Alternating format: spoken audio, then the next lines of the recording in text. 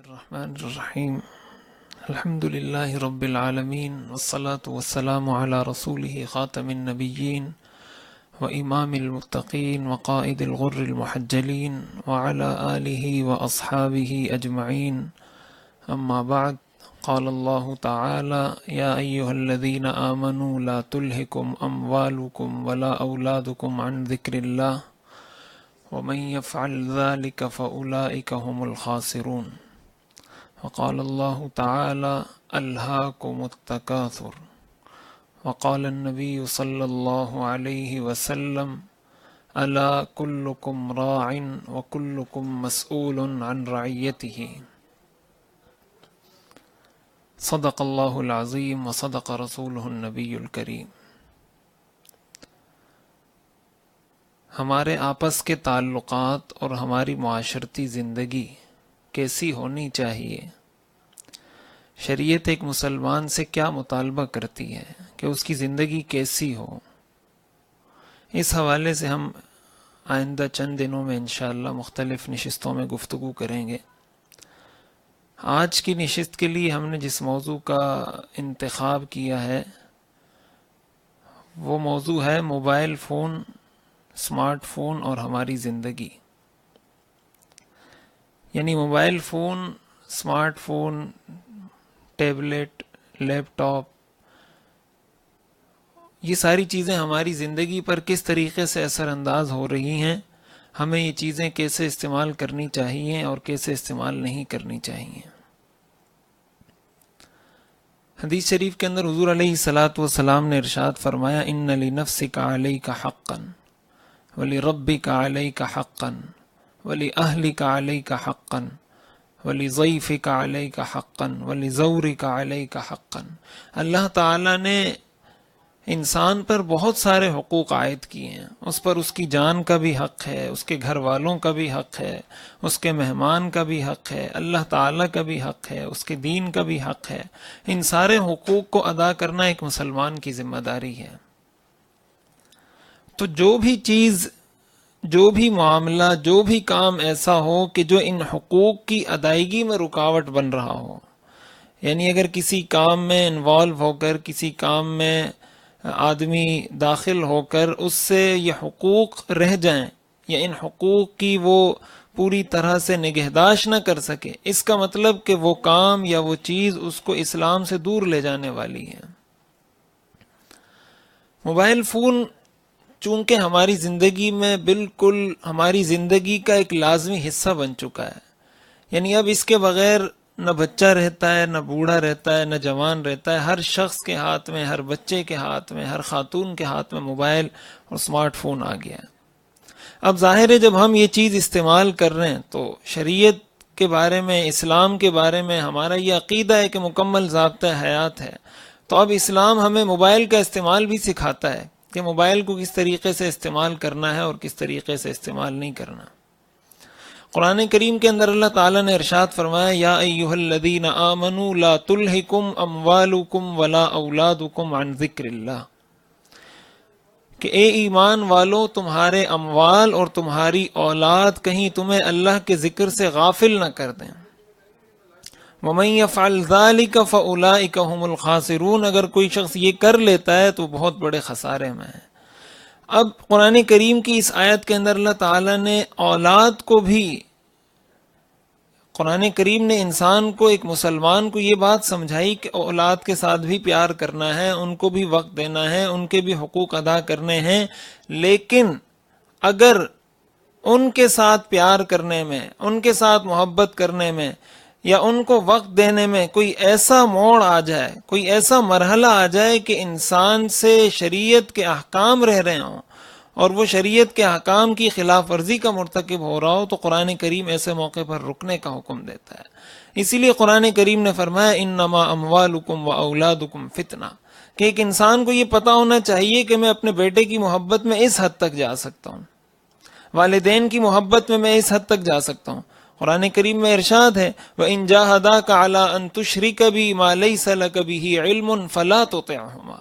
کہ اگر تمہارے والدین تمہیں شرک کرنے پر مجبور کریں تو ان کی یہ بات مت مانیں۔ وصاحبہما فی الدنیا معروفا، اور دنیا کے اندر ان کے ساتھ اچھے طریقے سے اور حسن سلوک کے ساتھ زندگی گزاریں۔ اب والدین کے حقوق ہیں، قرآن کریم میں احادیث مبارکہ میں جا بجا ان حقوق کی ادائیگی کا حکم دیا گیا ہے، لیکن اس کے لیے بھی قرآن نے لمیٹیشن مقرر کی ہیں، اس کے لیے بھی حدود مقرر کی ہیں کہ اس حد سے اگر آپ آگے جائیں گے تو اس کی شریعت اجازت نہیں دیتی۔ تو جب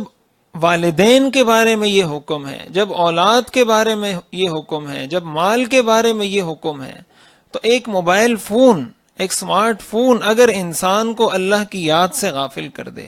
ایک موبائل فون اگر ایک انسان کو والدین کے حقوق سے غافل کر دے، اپنی اولاد کے حقوق سے غافل کر دے، اور وہ دین کے احکامات سے غافل ہو جائے، اس کو نماز کا پتہ نہ چلے، اس کو روزے کا پتہ نہ چلے، وہ شریعت کی حدود کا خیال نہ رکھ سکے، تو ظاہر ہے اس طریقے سے موبائل کا استعمال کیسے جائز ہو سکتا ہے؟ جب شریعت والدین کے لیے حدود متعین کر رہی ہے کہ والدین کی خلاف شریعت بات نہیں ماننی، لا طاعت لمخلوق فی معصیت الخالق، تو پھر ہم موبائل کی خلاف شریعت بات کیسے مان لیتے ہیں؟ اب صورتحال یہ ہے، معاملہ یہ ہے کہ ہمارے معاشرے میں چونکہ موبائل فون کا استعمال بہت زیادہ عام ہوتا چلا گیا، اب بچوں کے ہاتھ میں بھی موبائل آ گیا، اب اس بے محابہ استعمال کی وجہ سے ہو یہ رہا ہے کہ والدین اور اولاد کے درمیان دوریاں پیدا ہو رہی ہیں۔ وہ دوریاں اس طرح پیدا ہو رہی ہیں کہ والدین اپنی اولاد کو وقت نہیں دے پا رہے اور اولاد اپنے والدین کو وقت نہیں دے پا رہی، اس لیے کہ جب والد گھر میں آتا ہے، جب وہ گھر پہنچتا ہے تو بچے کو اپنے والد سے کوئی مطلب نہیں، بچے کو اپنے والد سے کوئی سروکار نہیں، وہ اپنے ابو سے یہ کہتا ہے کہ ابا مجھے موبائل دے دو، بس وہ موبائل لے کر ایک کونے میں بیٹھ جائے گا، کبھی اس میں گیم کھیلے گا، کبھی اس میں ویڈیوز دیکھے گا، کبھی کوئی چیز استعمال کرے گا، کبھی کوئی چیز استعمال کرے گا، تو گویا والد کا اپنے بیٹے سے، اپنی بیٹی سے جو رشتہ تھا، جو تعلق تھا، وہ تعلق ختم ہو گیا، اس کا وہ تعلق جو والد سے تھا وہ اس کا موبائل سے جڑ گیا، اور پھر وہ ایک گھنٹہ، دو گھنٹے، تین گھنٹے اس پر بیٹھے رہتے ہیں۔ اس کا نتیجہ کیا ہو رہا ہے؟ اس کا نتیجہ یہ ہو رہا ہے کہ اولاد والدین کے تجربات سے، والدین کی شفقتوں سے محروم ہو رہی ہے، اور والدین اپنی اولاد کی خدمت سے محروم ہو رہے ہیں، اور ایک غیر فطری زندگی وجود میں آ رہی ہے۔ غیر فطری زندگی اس لیے وجود میں آ رہی ہے کہ اب ایک بچے کو یہ نہیں پتا کہ میں نے مہمان کا اکرام کس طریقے سے کرنا ہے۔ اگر گھر میں مہمان آ رہا ہے تو اس کا اکرام کرنے بھی والد نے جانا ہے، اگر بازار سے کوئی چیز خرید کر لانی ہے وہ بھی والد نے خرید کر لانی ہے، کوئی دروازے پر دستک دے رہا ہے وہ بھی والد نے کرنا ہے۔ کیوں؟ اس لیے کہ بچہ موبائل میں مصروف ہے۔ اب اس طریقے سے ایک بچے کی کیا تربیت ہوگی؟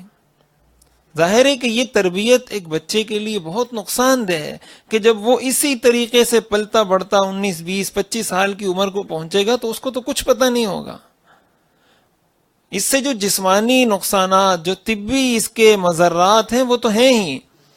کہ اس سے ابھی جدید تحقیق، جدید ریسرچ مختلف ممالک کے اندر ہوئی، سب نے اس بات کو تسلیم کیا کہ بچوں کے اندر کمر کے درد کی شکایت، بچوں کے اندر گردن کے درد کی شکایت، پٹھوں کے کھچاؤ کی شکایت، نظر کی کمزوری کی شکایت، معدے کی کمزوری کی شکایت، ان ساری چیزوں کے پیچھے جو مین سبب کار فرما ہے وہ سبب موبائل کا کثرت سے استعمال ہے۔ اس لیے کہ 2 گھنٹے وہ موبائل کے سامنے سر جھکا کر بیٹھے رہتے ہیں تو گردن اکڑ جاتی ہے، 2 گھنٹے، 3 گھنٹے موبائل کے سامنے بیٹھے رہتے ہیں تو ریڑھ کی ہڈی پر زور پڑتا ہے۔ یہ تو اس کے طبی نقصانات ہیں، لیکن جو اس کے معاشرتی نقصانات ہیں کہ ایک بچہ اپنے والدین سے ہٹ کٹ گیا، اور پھر دوسری جانب اگر والدین کو دیکھا جائے، جب والد گھر میں آتا ہے تو والد اپنے موبائل میں لگا ہوا ہوتا ہے اور بیٹا اپنے موبائل میں لگا ہوا ہوتا ہے، والدہ اپنے موبائل میں لگی ہوئی ہے، بیٹی اپنے موبائل میں لگی ہوئی ہے۔ تو ان کے درمیان یعنی جو دور کے رشتے تھے، جو دور کے لوگ تھے، وہ تو قریب ہو گئے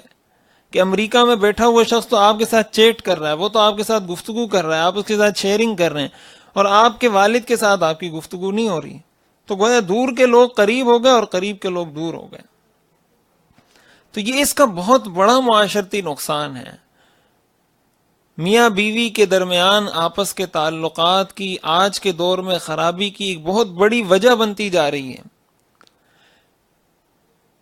جب صحابہ کرام نے مدینہ منورہ ہجرت کی تو حضور علیہ الصلاۃ والسلام نے انصار اور مہاجر صحابہ کے درمیان مواخات قائم فرمائی، یعنی ایک انصاری صحابی کے ساتھ ایک مہاجر صحابی کو بھائی بھائی بنا دیا اور کہا کہ یہ مہاجر بھائی تمہارے ساتھ رہیں گے۔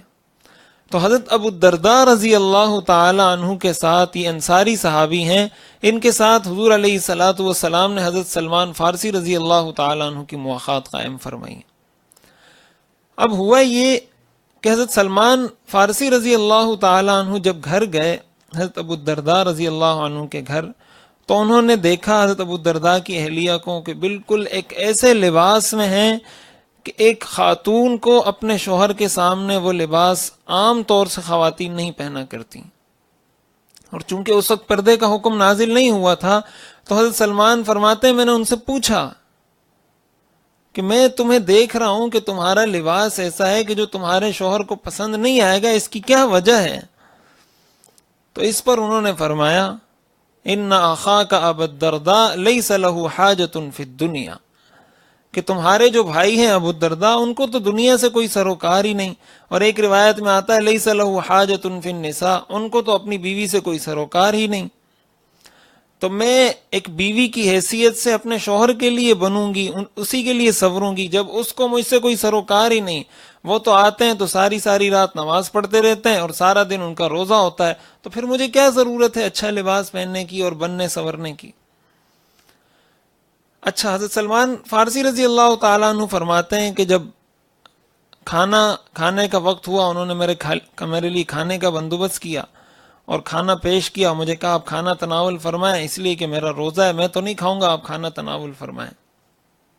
حضرت سلمان فرماتے ہیں میں نے کہا ما انا بآکل حتی تأکل، میں اس وقت تک کھانا نہیں کھاؤں گا جب تک تم نہیں کھاؤ گے۔ بالآخر حضرت ابو الدرداء رضی اللہ عنہ کو اپنا وہ نفلی روزہ توڑنا پڑا اور بیٹھ کر حضرت سلمان رضی اللہ عنہ کے ساتھ انہوں نے کھانا کھایا۔ یہ فرماتے ہیں جب رات ہوئی تو انہوں نے میرے لیے بستر کا انتظام کیا، مجھے کہا آپ آرام کریں، اور خود مصلی پر کھڑے ہو کر نماز پڑھنے لگ گئے۔ تو میں نے ان سے کہا میں اس وقت آرام نہیں کروں گا جب تک آپ بھی یہاں لیٹ کر آرام نہیں کریں گے۔ یہ فرماتے ہیں وہ لیٹ گئے، میں تھوڑی دیر لیٹا، وہ پھر کھڑے ہو گئے، میں نے پھر ان کو کہا کہ آپ لیٹ جائیں۔ 2-3 دفعہ یہ معاملہ ہوا، پھر جب رات کا آخری پہر ہوا، سحری کا وقت ہوا، پھر میں نے ان کو جگایا، میں نے کہا ابھی جاگ جاؤ، میں بھی نماز پڑھتا ہوں، آپ بھی نماز پڑھو۔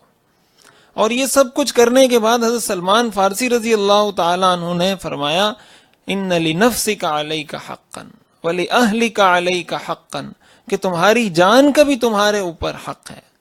تمہارے گھر والوں کا بھی تمہارے اوپر حق ہے۔ حضرت ابو الدرداء رضی اللہ تعالیٰ عنہ حضور علیہ الصلاۃ والسلام کی مجلس میں پہنچے اور یہ سارا ماجرا بیان کیا کہ انہوں نے مجھے رات کو نماز نہیں پڑھنے دی، انہوں نے روزہ توڑوایا، اور پھر انہوں نے آخر میں یہ الفاظ کہے ان لربک علیک حقا ولنفسک علیک حقا ولأہلک علیک حقا۔ تو حضور علیہ الصلاۃ والسلام نے فرمایا صدق سلمان، کہ سلمان نے سچ کہا۔ اب دیکھیں حضرت سلمان فارسی رضی اللہ تعالی عنہ نے اور حضور علیہ الصلاۃ والسلام نے ان کو روزہ رکھنے سے منع کیا، نماز پڑھنے سے منع کیا، اس لیے کہ ان کا یہ نماز پڑھنا، ان کا یہ روزہ رکھنا ان کی گھر والوں کے حقوق میں کوتاہی کا اور حق تلفی کا سبب بن رہا تھا۔ تو جب حضور علیہ الصلاۃ والسلام نے نماز سے روکا ایک صحابی کو، روزہ رکھنے سے روکا کہ بھئی تمہارے اس روزے کی وجہ سے اگر تمہاری بیوی کی حق تلفی ہو رہی ہے، شریعت اس کی اجازت نہیں دیتی، تو سوال یہ ہے کہ اگر موبائل کی وجہ سے میاں بیوی کے آپس کے تعلقات خراب ہو رہے ہیں، کہ رات کو 2-2 3-3 بجے تک شوہر اپنے موبائل پر لگا ہوا ہے اور بیوی اپنے موبائل پر لگی ہوئی ہے، تو کیا شریعت اس چیز کی اجازت دے سکتی ہے؟ اور یہی بہت بڑی وجہ ہے کہ ہم اپنی اولاد کی صحیح تربیت نہیں کر پا رہے۔ ایک تو ہمارے پاس اس لیے وقت نہیں کہ ہم سارا دن باہر کام دھندے میں، اپنی جاب میں، ملازمت میں، کاروبار میں مصروف رہتے ہیں، اور جب گھر میں آتے ہیں تو پھر ہماری یہ مصروفیت ہو جاتی ہے۔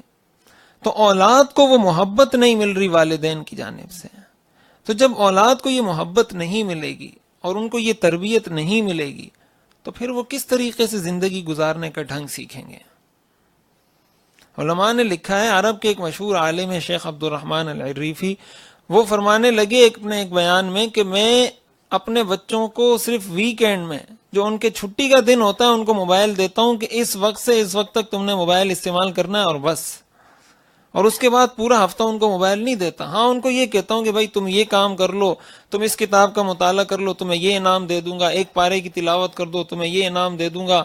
ریاضی کا یہ سوال آپ حل کر لیں میں آپ کو یہ انعام دے دوں گا. اس طریقے سے میں ان کو مصروف رکھتا ہوں، لیکن موبائل ان کو پورا ہفتہ نہیں دیتا. اس کی وجہ یہ ہے کہ اگر پورا ہفتہ اس کے پاس یہ موبائل رہے گا اور آپ اس کو انٹرنیٹ کا ایکسس دے دیتے ہیں، انٹرنیٹ وہ استعمال کر رہا ہے، تو دنیا جہان کی ہر چیز آپ نے اس کے ہاتھ میں دے دی، جس پر کوئی چیک اینڈ بیلنس نہیں.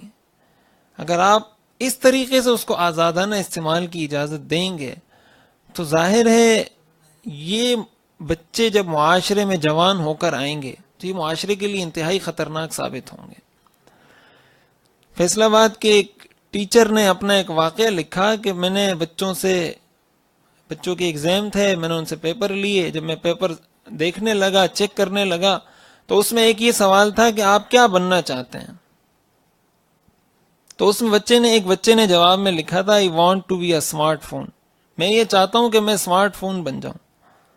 اور آگے اس نے وجہ یہ لکھی تھی، میں اس لیے اسمارٹ فون بننا چاہتا ہوں کہ میرے والدین کو اپنے اسمارٹ فون سے بہت زیادہ محبت ہے، مجھے تو وہ وقت دیتے نہیں ہیں، ہر وقت اسمارٹ فون میں لگے رہتے ہیں. میں کہتا ہوں کاش میں بھی اسمارٹ فون ہوتا تو وہ مجھ سے بھی ایسی محبت کرتے جیسے اسمارٹ فون سے کرتے ہیں. تو یہ بہت بڑا خلا ہمارے اندر پیدا ہو رہا ہے. تو جب دوسرا بہت بڑا نقصان اس کا یہ ہو رہا ہے کہ نفسیاتی طور پر اس کا بہت برا اثر ہو رہا ہے. اور نفسیاتی اثر کیا ہو رہا ہے کہ بچے یا جو بھی استعمال کر رہا ہے وہ احساس کمتری کا شکار ہو رہا ہے. اس کی وجہ یہ ہے کہ وہ موبائل کے اندر دیکھتا ہے کسی کے پاس اس سے مہنگا موبائل ہے، کسی کے پاس گاڑی ہے، کسی کے پاس بنگلہ ہے، کسی کا کیا ہے، کسی کا کیا ہے، اور وہ دیکھتا ہے کہ میرے پاس تو یہ چیزیں نہیں ہیں. اب اس کا نتیجہ کیا ہوتا ہے کہ وہ احساس کمتری کا شکار ہونے لگ جاتا ہے. حالانکہ حضور علیہ الصلوۃ والسلام نے تو یہ فرمایا تھا انظروا الی من هو اسفل منکم ولا تنظروا الی من هو فوقکم وذلک اجدر الا تزدروا نعمت اللہ علیکم، کہ دنیا کے معاملے میں ہمیشہ اپنے سے نیچے پر نظر رکھو. اگر تمہارے پاس کوئی مہنگا سیٹ ہے تو تم اس کو دیکھو جس کے پاس تم سے سستا موبائل ہے، اس کو نہ دیکھو جس کے پاس تم سے مہنگا موبائل ہے. اس لیے کہ اگر اس کو دیکھو گے پھر تو تم اللہ کی ناشکری کرنے لگ جاؤ گے، اللہ کی نافرمانی پر اتر آؤ گے.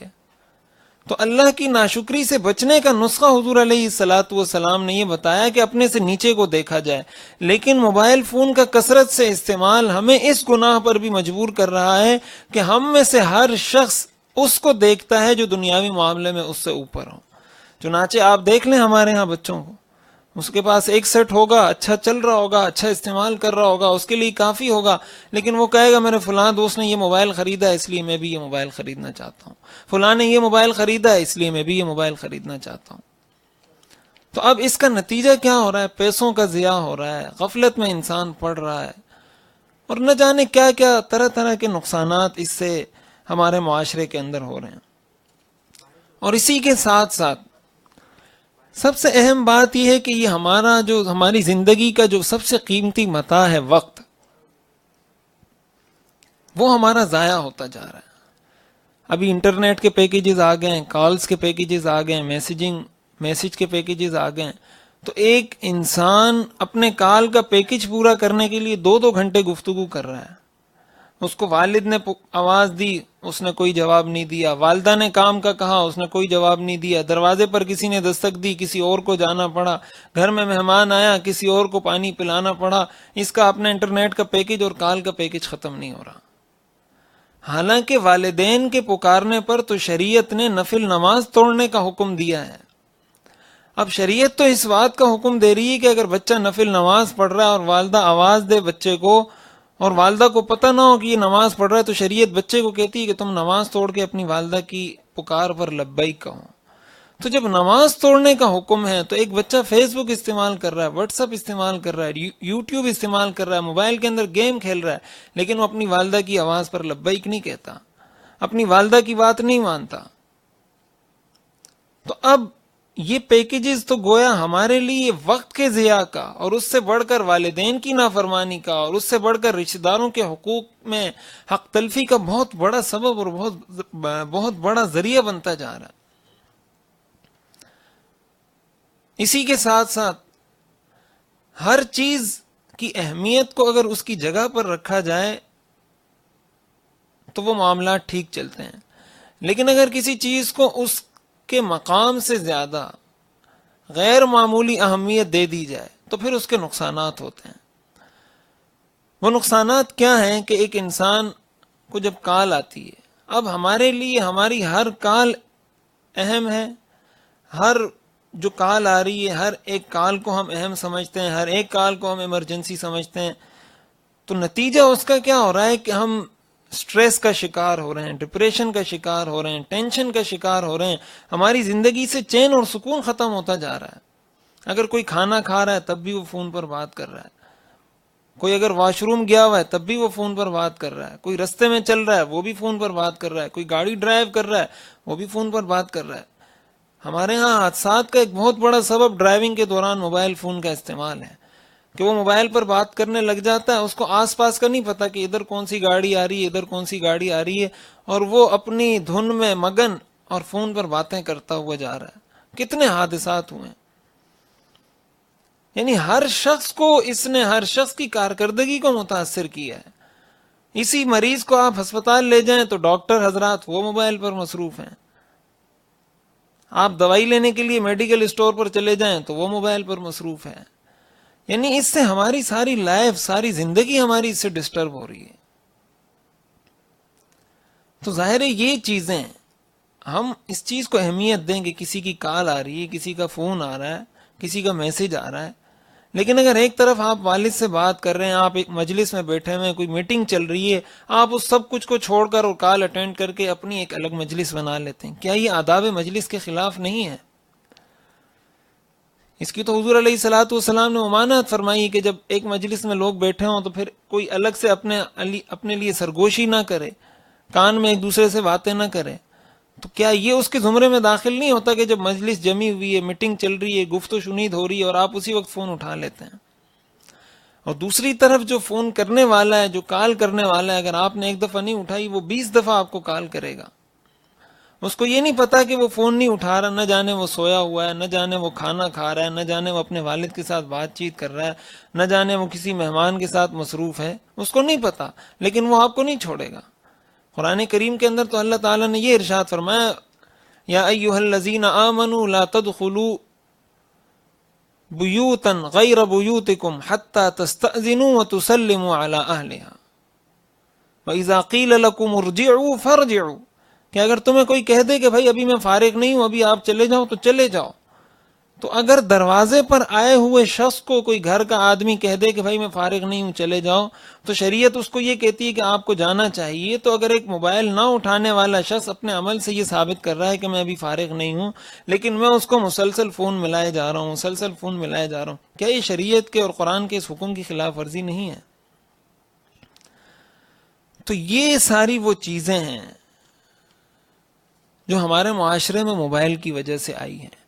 اور پھر بہت بڑی ایک بات کہ بچے جب موبائل کے اندر، ظاہر ہے جو چیزیں وہ دیکھتے ہیں، وہ گیم کھیل رہے ہیں، اس گیم کے اندر وہ انتقام اس کو سکھایا جا رہا ہے کہ آپ نے ہر حالت میں انتقام لینا ہے اپنے فریق مخالف سے۔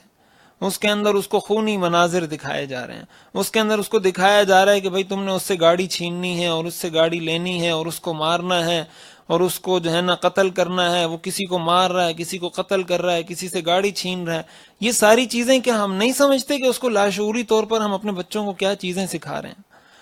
اور پھر وہ چیزیں جو ناجائز ہیں، جن کے دیکھنے کو شریعت نے ناجائز قرار دیا ہے، وہ ساری چیزیں بھی بچہ دیکھ رہا ہے۔ تو اس کے لیے ہمیں اپنی زندگی پر کچھ غور کرنا چاہیے، خصوصاً والدین کو یہ سوچنا چاہیے کہ ہم اپنی اولاد کی اس نہج پر، ایسے اسلوب پر تربیت کریں کہ کل جب وہ بڑے ہو کر معاشرے میں آئیں تو کم از کم وہ اپنے والدین کو برا بھلا نہ کہیں، وہ یہ نہ کہیں کہ ہمارے والدین نے ہماری صحیح تربیت نہیں کی، بلکہ ہم ان کو ایسی تربیت دیں،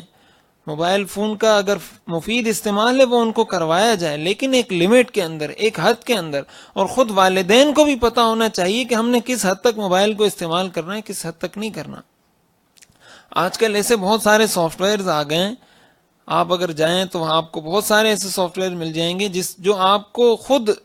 محدود کر دیتے ہیں۔ آپ وہ سافٹ ویئر ڈاؤن لوڈ کر دیں، آپ اس کے اندر بتا دیں کہ بھائی میں نے فیس بک 1 گھنٹہ استعمال کرنا ہے، تو 1 گھنٹے بعد آپ کا فیس بک خود بند ہو جائے گا، پھر 24 گھنٹے بعد دوبارہ کھلے گا۔ تو اس طرح کے سافٹ ویئرز آئے ہوئے ہیں، ان سے فائدہ اٹھایا جائے، جو اس فیلڈ کے ماہرین ہیں ان سے استفادہ کیا جائے۔ لیکن اس طریقے سے اگر بے لگام چھوڑ دیا گیا تو جب اولاد کے بارے میں، والدین کے بارے میں، اموال کے بارے میں شریعت کا یہ حکم ہے کہ اگر یہ تمہیں غفلت میں ڈالے تو انما اموالکم و اولادکم فتنہ، تو اگر موبائل غفلت میں ڈال دے تو یہ تو بہت بڑا فتنہ ہے۔ حضور علیہ الصلوۃ والسلام نے ارشاد فرمایا کلکم راع وکلکم مسئول عن رعیتہ، تم میں سے ہر ایک نگران ہے اور ہر ایک سے اس کی رعایا کے بارے میں اور اس کے ماتحت لوگوں کے بارے میں پوچھا جائے گا۔ والدین سے اولاد کے بارے میں پوچھا جائے گا، اور اولاد کی جب تربیت کا مرحلہ آتا ہے تو پھر اس میں کچھ سختی کرنی پڑتی ہے انسان کو۔ اب ظاہر ہے آپ اگر یہ کہیں گے کہ اس سے بچہ ناراض ہوتا ہے یا بچہ روتا ہے تو شروع میں تو آپ نے اس کو عادت ڈلوانی ہوگی۔ ایسا تو نہیں ہے کہ ہر اچھی بات بچہ آپ کی مان لے گا۔ آپ جب بچہ بیمار ہوتا ہے اس کو دوائی پلاتے ہیں تو کیا وہ خوشی سے پی لیتا ہے؟ لیکن آپ کو پتہ ہے کہ یہ دوائی اس کے لیے فائدہ مند ہے، یہ کڑوی ہے، لیکن آپ پلا دیتے ہیں اس کو، وہ تو نہیں پینا چاہتا۔ تو یہ اگر آپ دیکھ رہے ہیں کہ موبائل کا وہ شوقین ہو گیا، اس کا دل دادا ہو گیا، اگر میں اس سے موبائل لیتا ہوں تو وہ ناراض ہو رہا ہے، تو آپ اس کو ناراض ہونے دیں۔ اس کی یہ وقتی ناراضگی اسی کے فائدے میں۔ حضور علیہ الصلوۃ والسلام کی سیرت سے ہمیں اسی چیز کا درس ملتا ہے۔ روایات میں آتا ہے حضرت حسن رضی اللہ تعالی عنہ ایک مرتبہ حضور علیہ الصلوۃ والسلام کے پاس بیٹھے ہوئے تھے، اور بچے تھے، 5-6 سال ان کی عمر تھی، شاید اس سے بھی کم عمر تھی۔ تو زکوٰۃ کی کچھ کھجوریں حضور علیہ الصلوۃ والسلام کی خدمت میں لائی گئیں، تو حضرت حسن رضی اللہ تعالیٰ عنہ نے ان کھجوروں میں سے، بچے تھے، کھجور اٹھا کر منہ میں رکھ لی، کھانے لگے۔ حضور علیہ الصلوۃ والسلام نے فوراً ان کے منہ میں ہاتھ ڈالا، انگلی ڈال کر وہ کھجور نکالی اور فرمایا اما تعلم انا لا ناکل الصدقہ، کیا تمہیں نہیں پتا کہ ہم زکوٰۃ کا مال نہیں کھاتے؟ جو سید ہیں ان کو زکوٰۃ دینا جائز نہیں۔ حضور علیہ الصلوۃ والسلام نے فرمایا کہ آپ کو نہیں پتا کہ ہمارے لیے زکوٰۃ کا مال حلال نہیں ہے؟ اب اگر دیکھا جائے تو حضرت حسن رضی اللہ تعالیٰ عنہ تو بچے ہیں، 4-5 سال کے بچے کو کیا پتا، لیکن حضور علیہ الصلوۃ والسلام نے جب تربیت کا مرحلہ آیا تو اس میں تاخیر نہیں کی کہ بچہ ہے اس کو کھجور کھانے دو، کوئی اور کھجوریں آئیں گی تو میں اس میں سے ایک کھجور رکھ لوں گا، بلکہ فوراً آپ نے تنبیہ کی ہے۔ تو حضور علیہ الصلوۃ والسلام کا یہ طرز عمل ہمیں اس چیز کا درس دیتا ہے۔ حضور علیہ الصلوۃ والسلام نے بچوں سے محبت بھی کی ہے، پیار بھی کیا ہے۔ حضرات حسنین کریمین رضی اللہ عنہما سے حضور علیہ الصلوۃ والسلام کی محبت کے واقعات مشہور ہیں، زبان زد عام و خاص ہیں، کتب بھری ہوئی ہیں۔ بچوں سے حضور علیہ الصلوۃ والسلام کی کتنی محبت تھی، لیکن جب تربیت کا مرحلہ آیا آپ نے فوراً تربیت کی۔ حضرت ام سلمہ رضی اللہ تعالی عنہا کے جو صاحبزادے تھے حضرت عمرو بن ابی سلمہ، وہ جب کھانا کھا رہے تھے تو وہ کہتے ہیں کانت یدی تطیش فی الصحفہ، کہ میرا ہاتھ پورے برتن میں گھوم رہا تھا، کبھی میں یہاں سے کھاتا تھا، کبھی یہاں سے کھاتا تھا، کبھی یہاں سے کھاتا تھا۔ تو حضور علیہ الصلوۃ والسلام نے فوراً اسی مجلس میں، اسی کھانے کی مجلس میں مجھے کہا کل بیمینک سم اللہ، کل بیمینک وکل مما یلیک، بسم اللہ پڑھ کر کھاؤ، دائیں ہاتھ سے کھاؤ اور اپنے سامنے سے کھاؤ۔ فوراً حضور علیہ الصلوۃ والسلام نے تربیت کی۔ تو ہر چیز میں اگر ہم اس چیز کا خیال کرنے لگ جائیں گے کہ اس سے میرا بچہ ناراض ہو جائے گا تو ظاہر ہے یہ ہماری بہت بڑی غلط فہمی اور کم فہمی ہوگی۔ والدین کو والدین جیسا کردار ادا کرنا ہوگا تاکہ اولاد کی صحیح تربیت ہو سکے۔ تو اس لیے موبائل فون کا ہم استعمال کریں، لیکن ایک محدود وقت کے لیے، ایک اصول کے مطابق، ایک ضابطے کے مطابق کہ ہم سے شریعت کا کوئی حکم نہ چھوٹے۔ اللہ تعالیٰ سے دعا ہے کہ اللہ تعالیٰ ہمیں ان ساری باتوں پر عمل کرنے کی توفیق عطا فرمائے اور ہمیں یہ سمجھ عطا فرمائے کہ ہم ہر چیز کو، ہر کام کو شریعت کے مطابق کریں۔ وآخر دعوانا ان الحمد للہ رب العالمین۔